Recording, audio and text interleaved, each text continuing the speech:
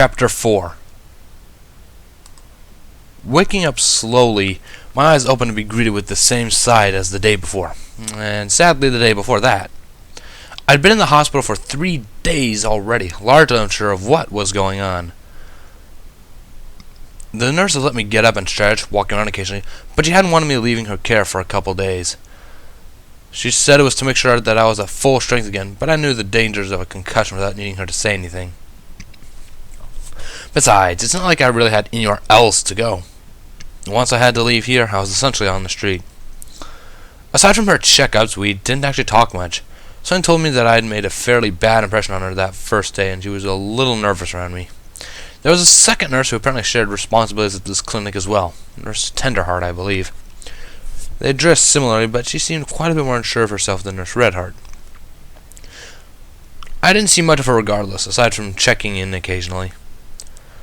The first day I'd woken up, I discovered several books by my bedside table, with a note resting on top of them. It was written in small, very delicate handwriting that had an odd sense of precision about it. Somehow, I had guessed it was from Twilight before I had even read it. Mr. Earthpony, it's unfortunate that I don't know your name, but I had to leave you a message. I'm sorry if I couldn't have been there when you woke up after our session, but I was unsure of when you would and have my duties at the library to attend to as well. The nurse mentioned that you'd be there for several days, so I decided that you should probably get as acclimatized as possible. The best way to go about that, of course, is books. I've loaned you several on different subject matter about our world and magic here. I thought you might find those interesting. When you get released, feel free to return the books to the library. I'd like to talk in length with you about your memories and the events surrounding your arrival at Ponyville. I obviously deeply respect your privacy, so I won't go into details in this letter. May Celestia bless you with a speedy recovery, and I hope to see you in a few days. Your new friend, Twilight Sparkle. I'd read it dozens of times in the past 2 days since I awoke. 3 books were stacked in an extremely orderly fashion under the note, alphabetized and in very good condition.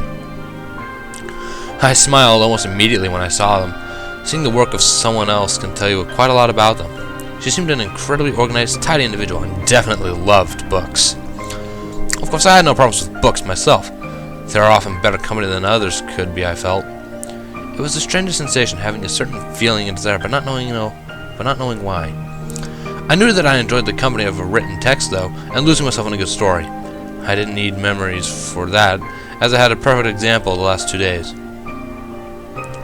The first book was simple, a geographical study of Equestria.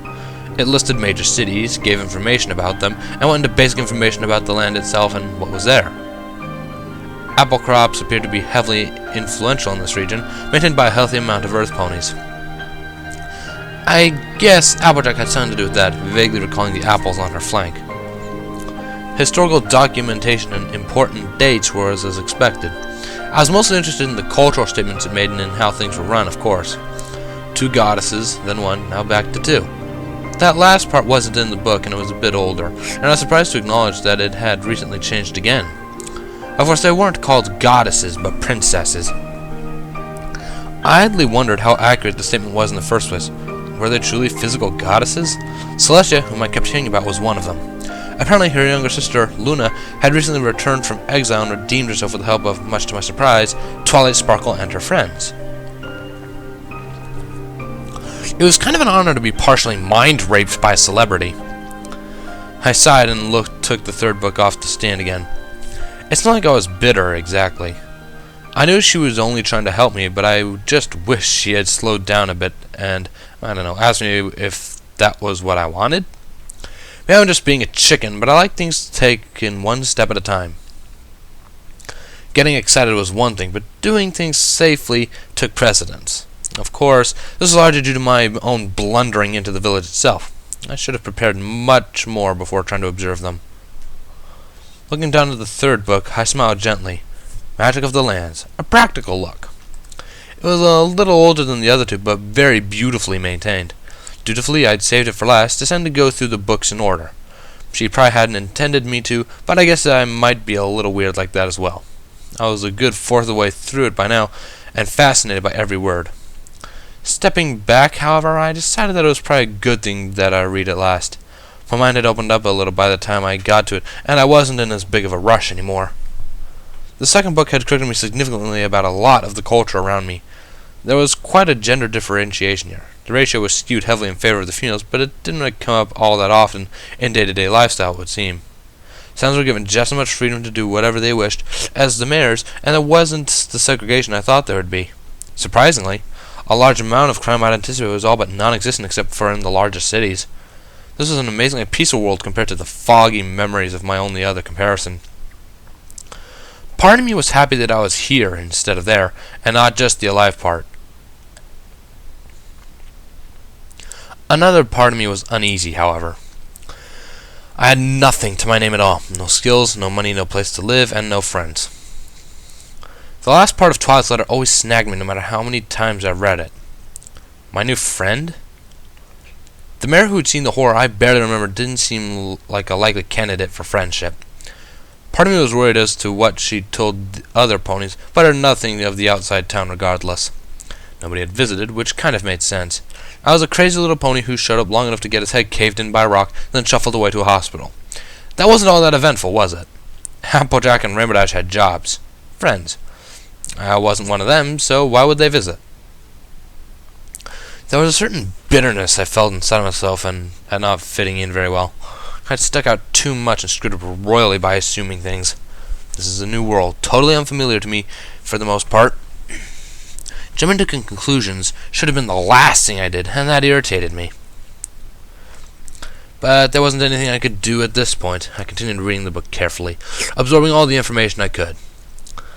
It contained no spells or even hintings as such, but I hadn't expected it to.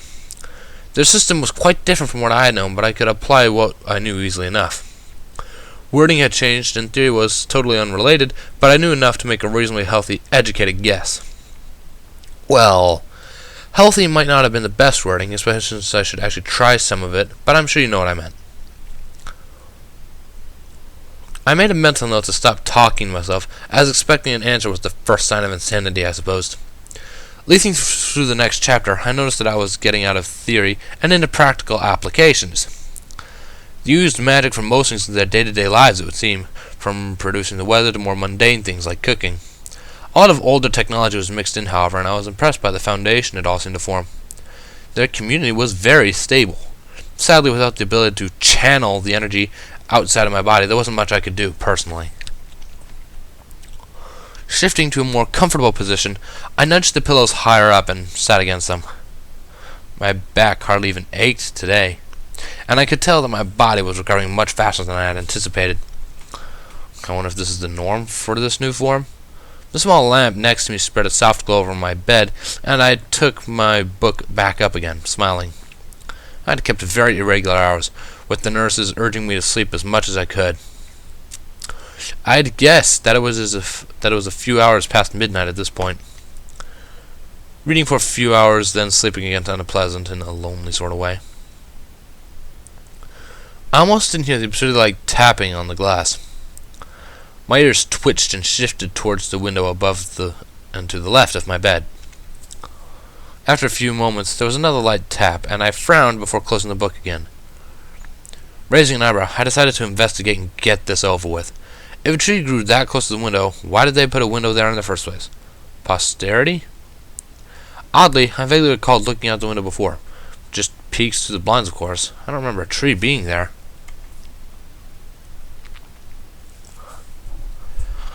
There was a moment of surprise, followed by a sense of horror slowly sinking into the pit of my stomach as I saw the blue Pegasus outside of my window. She looked a bit tired, and her rainbow moon was pushed up against the glass as she watched me, both fours framing each side of her face. Slowly, I started retreating from the window, unable to help but remember the prismatic explosion that had almost killed me. Chances were she had no intention of doing so, but a more primitive part of my mind reasoned that it was dangerous to be this close to her. Rainbow Dash's violet eyes widened, and she shook her head rapidly, making a pawing motion with her right hoof. I stopped for a moment and took a deep breath. What was I doing chickening out like this? My friends had already grinned into the face of death, wherever they may be now. I had to be laughed out of the barracks if they saw me running away from a rainbow-colored pony. Swallowing, I stood more upright and walked back to the window, mustering a determined look. Dash smiled and nodded as I slid the lock on it gently to the side and opened the window a crack. She wasted no time in wedging her muzzle into the crack and forcefully nudging the window up. In less than a second, she touched down on the floor with a light flick of her wings. Damn, she was fast. Her hair flicked as she rapidly turned her body fully to face me. In my surprise during her sudden movement, I had fallen backwards and stumbled over and onto my bed again. Composing myself as best I could, I rolled over onto my side and looked at her. There was a long and awkward silence where we just stared at each other. There was no force behind her eyes at all, and she looked more like she was staring through me than at me. Finally, she gave her head an exasperated shake and huffed. I'm not very good at this kind of thing, so I'll just come out and say it. I know Twilight told me to wait until you were up and moving again, but I saw your light on down here and didn't feel like waiting around anymore. She rapidly released. To do what exactly? I asked wearily, starting to feel a bit fidgety again. I knew the books said their society didn't endorse violence and murder, so I tried to keep my conclusions on a tighter leash this time. She sat on an irritated side and gave me dagger looks. Hold on a minute, will you? I don't do this often, so consider yourself lucky, she declared, raising her head a little. I shrugged. I just thought you didn't feel like waiting around is all, I reminded, probably a little more bitterly than intended. Irma glared at me, looking serious this time. I backed away from her a little, remembering what she was capable of. Sorry, I hastily added.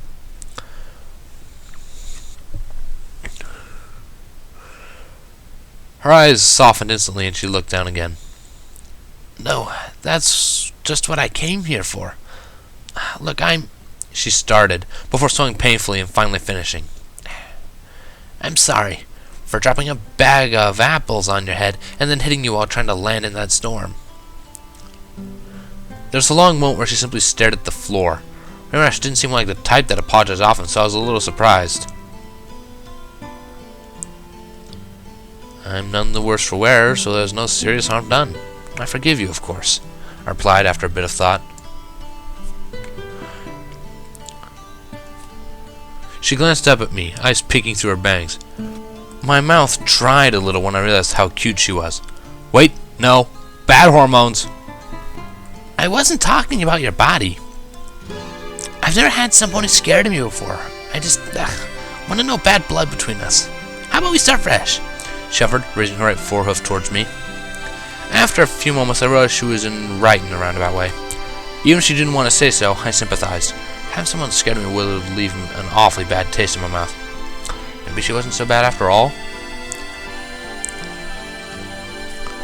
I smiled and nodded, pushing my head against hers and shaking with her. She smirked at this, and that familiar cocky expression returned. Ha! Good! Thanks, Celestia, that's over. I mean, it wasn't really bothering me and was more AJ's idea, but I guess if you're going to be hanging around for a while, having you all cowering all the time would be bad, right? She reasoned. Thankfully, I was lying down or I might have fallen off the bed.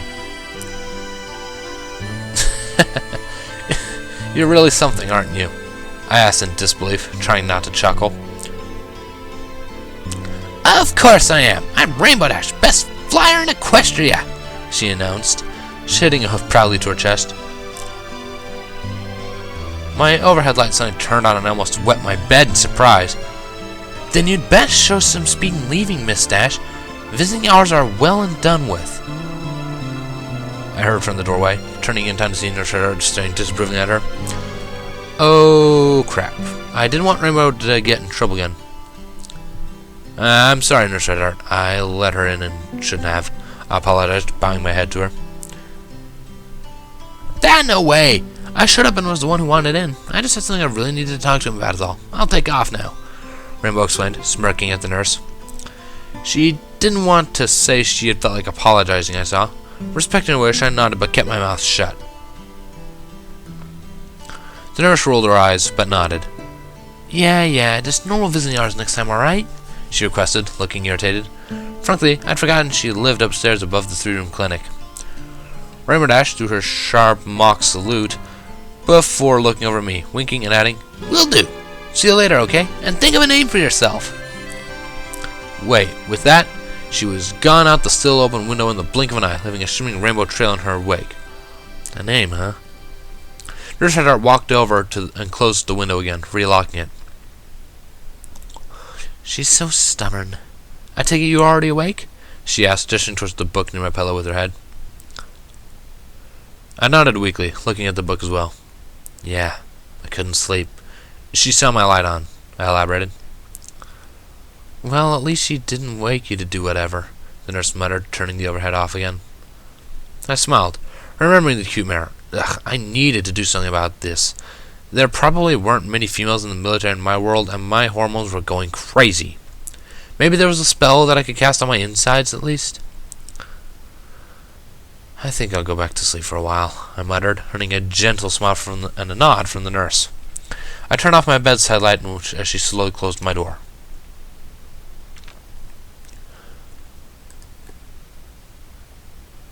Adjusting my saddlebags for probably the 10th time, I stood in front of the door to the library, looking up. Wearing these felt absurdly awkward, but they were really convenient. The nurse told me Twilight had left them with the books the other day. Surprisingly, it was nice to wear something, even though it didn't cover much. I was still a little embarrassed about being naked. Apprehensive about seeing this particular mare, I hesitated while raising my hoof towards the door. She had meant well, but could have been gentler about things. I didn't know what she thought of me, though. All was going well until a sudden outburst to my right. That's not how you knock on a door, silly! I almost fell off the step in surprise. This is much better! A pink mare with an equally pink curly mane exclaimed suddenly from next to me. She then, to my shock, leapt at the door.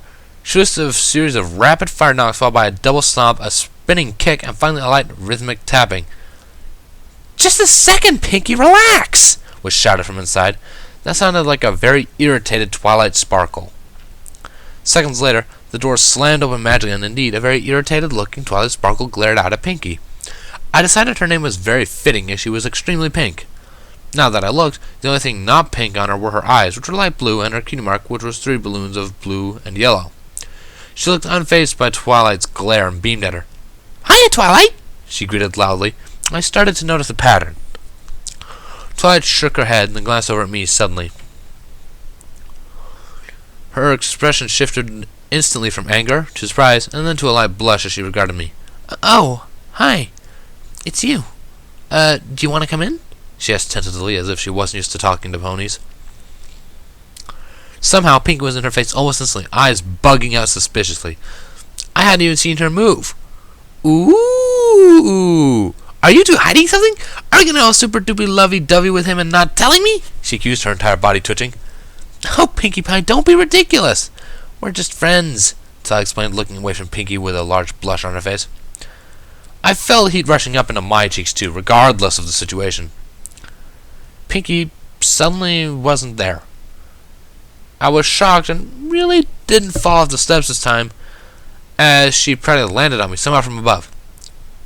Really? And what do you have to say about this, Mr. Mysterious Stallion? I've never seen you around town before. She looked out, giving me a stare that would surely haunt my dreams for the rest of my life. I have no idea what's going on, I offered, worried she was going to give me similar treatment as the door. Pinkie! He's our guest, and you're being rude, Twilight dejected, glaring at her as she stood on my side. Pinkie didn't look like she was listening. She glared at me suspiciously for a few moments before suddenly gasping as if a bird just flew up her. Oh my! I haven't seen you around town before, and I know every pony around town. So that means if I don't know you, you're new here. We need a party! She suddenly screamed and was gone in a flash.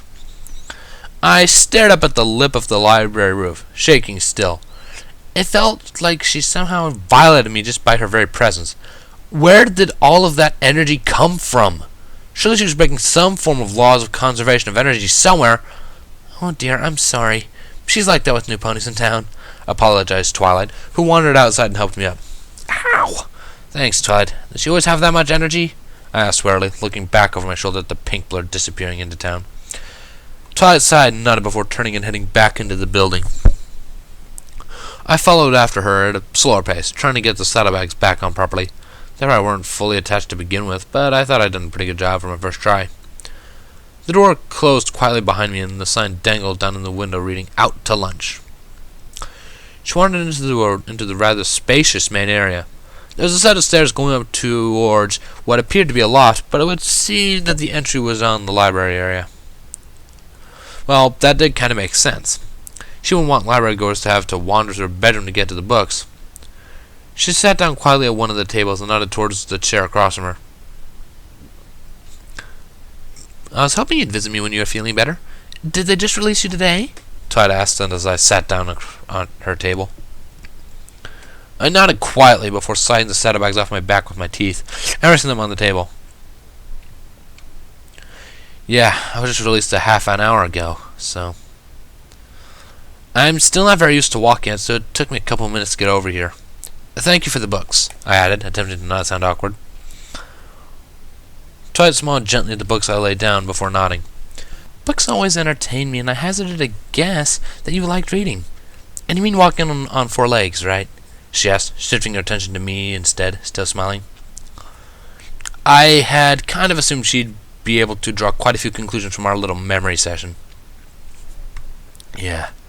Apparently I was a biped prior to arriving here. Although you probably know as much as I do about that, I muttered, sliding my hoof in circles on her table. I stared slightly as a small plate suddenly slid my way, having not been paying attention to what she was doing. There was a sandwich on the plate, and some sort of fried, battered sticks it looked like. Maybe somewhere to be fries in my memory? I'd figured you'd be hungry, having just been released. Dandelion sandwich with hay fries. I'm not a very good cook, she explained, flushing slightly. Probably better than me, but thank you, I replied, chuckling at her expression. It was followed by, and I take it you haven't told anybody about me yet, huh? Todd shook her head while she took a bite out of her sandwich. I tried a bite of mine, and while she was preoccupied. It's surprisingly good, if not a little sour. No, I haven't told anybody else. It stays between us, everything I find in your memories. And, well, I'm sorry, she apologized suddenly, seemingly out of nowhere. For what? I asked, unsure of her intent. My chest, I suddenly realized, relaxed as I ate. There was an unknown restless feeling that I'd been plagued with for a couple of days, and I just noticed a tense sensation in my muscles as I walked through town in broad daylight. But something was too simplistic about just talking and eating a meal in this library. It felt like things weren't as complicated as I had thought, and that I could just relax.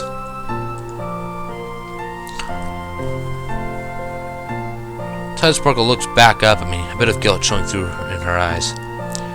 In truth, I had only ever read about that magic, never actually done it. I used too much force and it probably hurt you. Plus, I should have explained it before doing it. I was too excited to try out the new spell that I didn't consider your feelings in the matter, she elaborated quietly. I looked at her for a long moment, but she remained staring towards the table, sandwich floating a little ways from her head. Eventually, I shook my head, and quietly. As long as you tell me what you're doing in the future, no harm, right? I added, smiling again. Talik's expression shifted to a grin, and she nodded before taking another bite of her sandwich. I idly wondered what was in these. The texture was that of some sort of flowers or something. Given my newfound diet, however, I guess I'd best get used to them. Then I remembered something.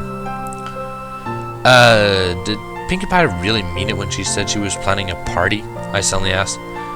Twilight momentarily choked on her sandwich before she started laughing. Yeah, Pinkie wouldn't be herself if she didn't throw new ponies a party. And put together one for everyone's birthdays, and holidays, and special events, and, well, whenever she felt like having a party, which is most days, she explained, unable to stop her snickering throughout. So she's throwing a party for me? I don't even have a name, so what am I gonna do? I asked, suddenly dreading the social event. I wasn't very good at socializing in normal circumstances. What was I going to do with a party thrown at me?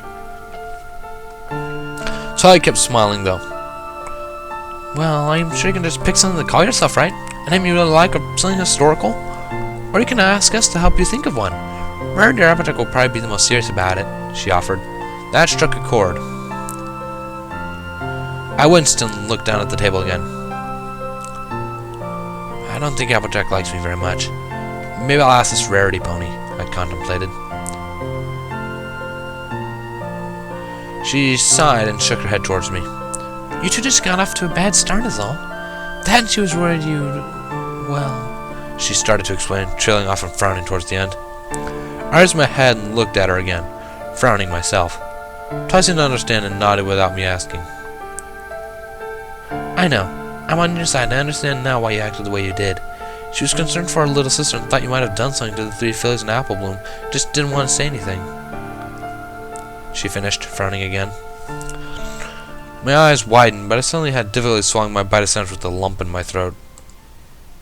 But why would I hurt them? I only wanted to get away at the time, I muttered, feeling a chilled sensation sinking in my stomach. She nodded in assurance. I know. Applejack's just rather protective, especially of her sister. When you mentioned eating ponies, she apparently freaked out, she explained, wincing at the thought herself. My appetite went away suddenly. No, I don't eat ponies. I thought that... I tried to defend, giving up. She already said she understood my side. Defending myself was kind of pointless. Tide Sparkle nodded gently and finished off her sandwich, looking as if she was thinking about something. Feeling suddenly tired, I laid the side of my muzzle down on her table and stared at the sideways view of the couple bites left of my sandwich. I guess my assumptions had made a rather poor impression. Reality was starting to sink in again. The facts were obvious. I died. The spell I had used had killed me, but something happened in that instant of casting and caused something. Instead of dying, I was brought here. I don't know if a new body was formed or if my old one just changed, but I was a pony now. My world, however, for all practical purposes, was gone, either destroyed or taken over completely. I didn't have a place to return to even if I had wanted to. I was stuck here, in this form and in this reality. This wasn't temporary, but something I needed to face as my new existence. The people here, ponies rather, were my new species. Don't worry about Applejack. She'll come around soon enough. Rainbow Dash, Fluttershy, and myself already vouched for you, and that's got to mean something to her, Twilight reassured after a few quiet seconds.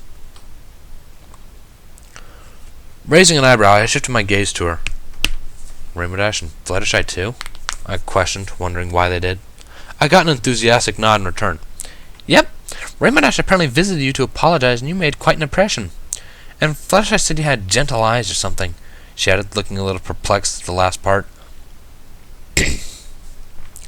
A gentle blush slipped into my cheeks. Her eyes were beyond gentle after all, so she would know. I felt an indescribable calmness after locking ears with her that time. I didn't know what to think of her ultimately, but it was definitely good thoughts.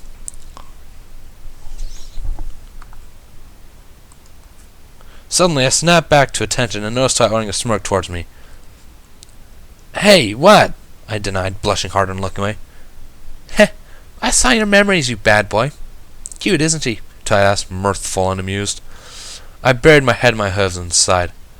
Shush! It's just been a while since I've interacted with girls, I protested, trying to regain my composure. Of course, that was just a guess on my part. I hadn't actually known how much interaction with females I'd had prior to arriving here. Twilight snickered, but added in a more serious manner. Relax, I'm teasing you. Just be careful, because she doesn't react to strangers very well. Get to be a friend before putting moves on her. I'm not one to put moves on in the first place. I probably won't do anything at all, I muttered, face still hidden. Wouldn't think I'd remember a mate if I had one. Of course, I didn't even recall my old friends, which is depressing enough. Given my age, maybe I'd never gotten one? Might as well leave that as is for the time being. I was more interested in finding a way to not starve to death on the street, anyway. There was a long moment of silence, and I got curious, finally glancing up at Twilight. She wore a soft smile as she looked down at me. Catching my gaze, she nodded. I'm sorry. You must still be adjusting to things, but you are indeed nice. I shouldn't have needed Rainbow Dash to tell me that, but I guess I was just a little wary considering what I discovered by accident in your mind, she reasoned. What, the situation of my arrival? I asked, snuggling against my forelegs and feeling comfortable, now that my stomach was finally telling my brain it had food. Todd shook her head, however. Given what you'd been through, that would have turned a lot of ponies very bitter, or worse. I'm glad that you're not one of the majority, she elaborated, smiling then. I closed my eyes softly, suddenly ready to fall asleep right there. Yeah, I think I can vaguely recall it happening to others, but nothing specific. I'm just me. After I said it, I decided it probably sounded reasonably nonsensical. I had such a way with words, my mind retorted sardonically. Twilight giggled, however, and agreed. You are indeed just you, which is a good thing. Have you thought about what you're going to do? If you don't mind, I'd like to do a few more sessions to try and bring your memories back. And I'd like to investigate into how you came here. All in good privacy, of course," she requested. "I don't mind. I'm more worried about a place to stay and a way to get food, though," I explained, frowning again. "I'm assuming I had some sort of currency here and that I could acquire some through labor or similar, but getting a place to stay would probably cost significantly higher than what I could achieve in what little was left of the day, meaning a bed for tonight was out of the question." So I thought for a moment before tentatively nodding. "I know how you feel, but you should hold off work until you fully recover. You've only been released today. Wait at least a week before you do anything strenuous, okay?" she requested, sounding a little concerned. "But how am I going to get currency? If I'm going to afford a place to stay and food to eat, I'm going to have to work, right?" I asked, probably setting a little more worry through than intended. "You can stay with one of us for a while, of course. I don't have a lot of room here, but getting a cot or hammock wouldn't be that hard. I'd like to run a few tests on you anyway. I'll double check about possibly employing you on our farm after you recover. That's good work for an Earthman like you," she started to say, almost as if thinking out loud. Sitting up again, I asked, "Are you sure Applejack would like that?" I was also concerned about making this up to Twi, but Cyan told me that she didn't get a lot of enjoyment out of turning me into a guinea pig for her experiments. She was unfazed and just nodded. "Of course. Like I said, once we get her to see that you're a really good guy, she'll be all for having a competent work for the farm. They're always expanding the business, and you seem like you'd be a hard worker," she promised. In truth, I was looking forward to doing manual work that didn't involve killing something. The thought of that caused my stomach to tie itself in knots. I can't imagine I made a very good soldier. "And what about you? What do you want in return for me staying here?" I asked hesitantly, unsure of how to go about this. Todd shook her head gently. "You seem like you're going to be a good pony to be friends with, so don't worry about it. I don't mind coming on occasion, and it'll be nice to have another pony to practice my spells on. Spike starts complaining if I use him too often," she furthered, winking at me. I swallowed nervously, but nodded, figuring she wanted a guinea pig. Wait, who was Spike? Wham! The door opened and a large deck of banners with two purple scaly legs walked in. Well, this is certainly an interesting new creature. Twilight watched the moving stack with a slight confused expression, probably mirroring mine. "Spike, what is all that?" she asked after a few seconds. The sack was set down on the floor carefully, and a tiny purple fellow stepped around it. He was half my height when I stood, but quite a bit different. He had scales instead of a coat, claws for hands, and a purple ridged back and tail. A lizard of some sort? "Well, I was over at Rarities, helping her with things, and Pinkie Pie burst in and started getting fabric for a party. She didn't hold me halfway around Ponyville gathering supplies and sent me back here. Apparently there's a new pony in town," he explained. There were several awkward moments, followed by, "Wait, she's having it here?" "Yep. She looked everywhere but couldn't figure out where they were going to live, so she just decided to lure and surprise them here." "Hey, who's he?" Spike asked, finally glancing over at me after explaining. So I coughed lightly and glanced back to me. He's the new pony," she muttered. I suddenly felt extremely awkward. Whoops, I wasn't supposed to have heard all that. Spike looked amazingly like I felt, though. "Oh, what? Dang it, now Pinkie Pie's gonna be mad at me. Can you work up some magic to make him forget or something?" he protested. I'm pretty sure I paled considerably at that point. "Spike, I don't use my magic for that," she rated, before glancing back to me and asking, "Can you come back later for the party? Apparently we're having it here now." I nodded, swallowing a bit uneasily. I'd not cherished the thought of going out there again, and naked this time. It looked like she wanted to say something, but glanced at Spike and went quiet. She didn't want to discuss anything about my memories in front of him, it seemed. Understanding, I turned around and headed out the door before I further complicated her day.